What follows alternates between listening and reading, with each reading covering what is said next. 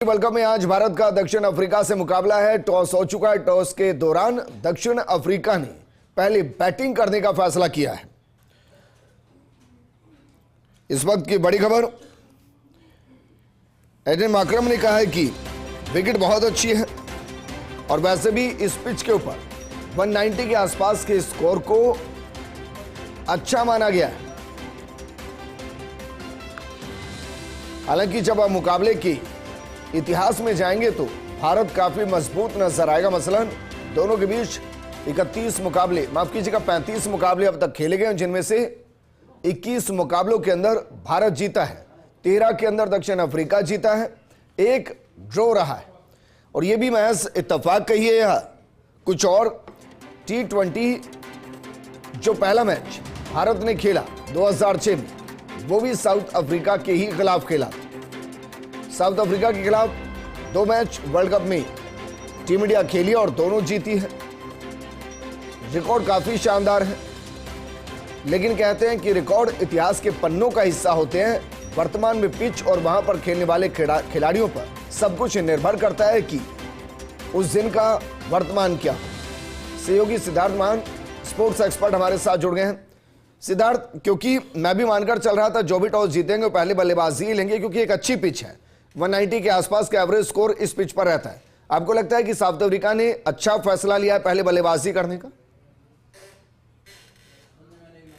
विजेंद्र जी, लगता तो यही है। और आप देखेंगे कि पिछले कुछ मैचेस में जो अहमदाबाद में हुए हैं उसमें पहले बैटिंग करने वाली टीम जीती भी है और बहुत हाई स्कोरिंग मैचेस होते हैं। एडन मार्करम ने टॉस पे ये बात भी करी, बट एक खासियत है, आज ये टॉस इतना इजी नहीं था उस पर डिसीजन लेना कि आप पहले बैटिंग करेंगे या सेकंड बैटिंग करेंगे। ब्लैक सॉइल है आज अहमदाबाद की पिच की, जिसपे थोड़ा टर्न मिलता है, ग्रिप होती है बॉल, और चांसेस हैं कि जब सेकंड बैटिंग इंडिया करने आएगी तो ड्यू रहेगी, तो बैटिंग थोड़ी आसान हो जाएगी। तो ये भारत के फेवर में भी एक चीज है। तो इतना आज का एक जो टॉस था, सिर्फ हिस्ट्री के उस पे उसको देखा नहीं जा सकता जी। खाली टॉस के ऊपर एक बैलेंस नहीं देखा जा सकता। मेरे ख्याल से बाद में भी भारत के पास बहुत स्ट्रॉन्ग चांस रहेगा। नहीं, लेकिन वाकई में आपको लगता है ड्यू रहेगी? क्योंकि मैं इसकी वेदर रिपोर्ट चेक कर रहा था, 30-32 के आसपास का टेम्परेचर वहां पर रहना है, और जिस तरीके की बल्लेबाजी पिच है उसमें सेकंड इनिंग के लिए वाकई में मुश्किल रहेगा अगर एक अच्छा स्कोर बनता है उसको चेस करना। देखिए, प्रेशर वैसे ही अगर स्कोर एक बार लग जाता है तो उसके बाद थोड़ा सा तो मुश्किल होगा ही होगा। मुझे नहीं लगता कि 190 के ऊपर भारत के लिए इतना आसान होगा। कम से कम 170, 180 मेरे ख्याल से भारत चाहेगा कि साउथ अफ्रीका को एक रोक के रखे, क्योंकि एक कहीं ना कहीं जो मैंने बात करी ब्लैक सॉइल है, उस पर हल्की सी स्पिन का बहुत फर्क पड़ेगा। केशव महाराज, एडन मार्करम बहुत लंबा समय कल और परसों उन्होंने प्रैक्टिस सेशंस में बॉलिंग करते हुए निकाला है। एडन मार्करम जो इतने इंपॉर्टेंट बैट्समैन हैं साउथ अफ्रीका के लिए, उन्होंने बहुत ज्यादा समय प्रैक्टिस सेशन का बॉलिंग में निकाला है बजाय कि खुद की बैटिंग के लिए। तो आप समझ सकते हैं कि कितना इंपॉर्टेंस वो दे रहे हैं इस पिच को। यहां पर स्पिन कितनी ज्यादा होगी, और स्पेशली हमारे टॉप ऑर्डर के जो प्लेयर्स हैं वो ज्यादातर लेफ्ट हैंडर्स हैं। एडन मार्करम ऑफ स्पिनर हैं, बाहर निकालते हैं बॉल को। तो कहीं ना कहीं आप देख रहे हैं पिछले कुछ मैचेस में प्रॉब्लम आ रही है। अभिषेक शर्मा अभी तक एक रन भी नहीं बना पाए हैं, ऑफ स्पिनर पे आउट हुए पहले भी, और बाद में हमारे तिलक वर्मा भी बाद में स्ट्रगल कर रहे हैं, थोड़ा सा स्लो हो जाते हैं स्पिनर्स के अगेंस्ट। जो 7 से लेके 10 ओवर का जो एक जगह है, वहां पर हमारी स्कोरिंग रेट बहुत कम हो जाती है सारी टीम्स में, बिल्कुल हमारी लोएस्ट में से आती है। और वहीं साउथ अफ्रीका का जो बैटिंग ऑर्डर है वो उन 7 से 10 ओवर का जो एक स्पेल है उसमें बहुत तेजी से रन बनाता है। हाईएस्ट है उनका 10 रन पर ओवर के हिसाब से वो खेलते हैं। तो ये क्रूशल रहेगा मिडिल ओवर्स का जो एक स्पेल है, और वहां पर साउथ अफ्रीका के स्पिनर्स बहुत इंपॉर्टेंट रोल प्ले करेंगे। 170, 180 बहुत इंपॉर्टेंट स्कोर होगा।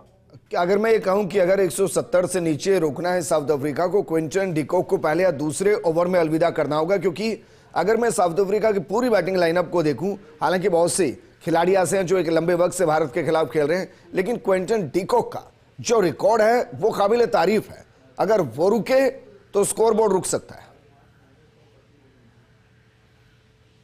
बिल्कुल, और क्विंटन डिकॉक एक स्ट्रॉन्ग स्टार्ट देते हैं तो एक मोमेंटम मिलता है साउथ अफ्रीकन टीम को। बट एक अच्छी चीज ये है कि अर्शदीप सिंह का उनके अगेंस्ट बहुत अच्छा रिकॉर्ड है। उन्होंने कई बार आउट किया है क्विंटन डी कॉक को, और कहीं ना कहीं इसीलिए एक जो इंपॉर्टेंट रहेगा भारत के लिए, जो पहले 3 या 4 ओवर्स हैं वो जसप्रीत बुमराह, अर्शदीप सिंह और हार्दिक पांड्या अगर करेंगे तो उनके ऊपर बहुत बड़ा दारोमदार रहेगा इस स्कोर को रिस्ट्रिक्ट करने का। हमारे स्पिनर्स तो जरूर इस इंपॉर्टेंट रहेंगे ही इस मिडिल ओवर्स में, बट मेरे ख्याल से सभी लोग बात कर रहे हैं ये मैच कहीं ना कहीं भारतीय लेफ्ट हैंडर जो बैट्समैन है और जो साउथ अफ्रीकन स्पिनर्स हैं उनके बीच है मुकाबला, बट कहीं ना कहीं ये एक्चुअल मुकाबला अच्छा सिद्धार्थ, साउथ अफ्रीका 11 आ चुकी है। मुझे लग रहा था कि शायद अक्षर पटेल को खिलाएंगे, लेकिन वॉशिंगटन सुंदर को इन्होंने रिटेन किया है, उसकी कोई खास वजह?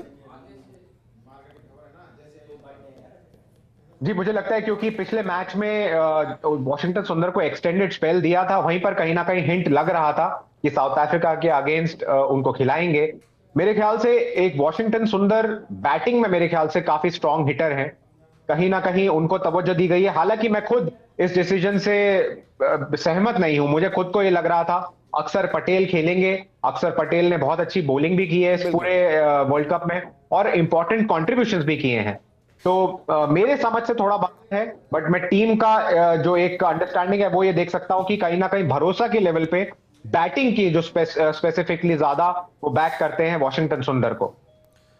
एक और सवाल, क्योंकि हम अभिषेक शर्मा से रिकॉर्ड चाह रहे थे इस वर्ल्ड कप में, रिकॉर्ड तो बना 3 बार गोल्डन डक का, अब ये बिल्कुल बिल्कुल कोई भारतीय नहीं चाह रहा था। आपको लग रहा है कि आज अभिषेक शर्मा पहली बॉल से उसी अंदाज में खेलेंगे, या ये जो 0, 0 और 0 है इसमें एक और 0 ना जुड़े, इसके लिए संभल कर खेलेंगे? मेरे ख्याल से तो संभल कर ही खेलेंगे, और इसका एक छोटा सा आपको नजारा मिला कल प्रैक्टिस सेशन में। अभिषेक शर्मा जब बैटिंग करने आए स्पिनर्स के अगेंस्ट, भारतीय स्पिनर्स जब उनको बॉलिंग करा रहे थे, तो अभिषेक शर्मा स्ट्रेट अवे आके हिटें नहीं मारने उन्होंने चालू करी। पहले उन्होंने स्ट्रेट खेला और उसके बाद जब उन्होंने हिट्स भी ट्राई करी तो उन्होंने क्रॉस बैटेड एकदम लेग साइड पे, फाइन लेग पे, स्क्वायर लेग पे मारने की कोशिश नहीं करी, उन्होंने स्ट्रेट खेलने की कोशिश करी। और इससे कहीं ना कहीं आपको ये एक सेंस लगता है कि ये बात करी गई है कि अभिषेक शर्मा को बोला गया है कि ये नॉर्मल बैटिंग के लिए फ्रेंडली विकेट्स नहीं है जिसपे वो पिछले 1-1.5 साल से बहुत तेजी से रन बनाते आए हैं। ये थोड़े से स्लो विकेट्स हैं, टर्न हो रही है, ग्रिप हो रही है, ऑपोजिशन के जो बॉलर्स हैं वो ये एक रणनीति लेके आ रहे हैं अभिषेक शर्मा के अगेंस्ट कि ऑफ स्पिनर्स को लाते हैं और उनको थोड़ी सी स्ट्रेट रखते हैं और अभिषेक शर्मा कहीं ना कहीं बोल्ड हो जाते हैं या कैच दे देते हैं।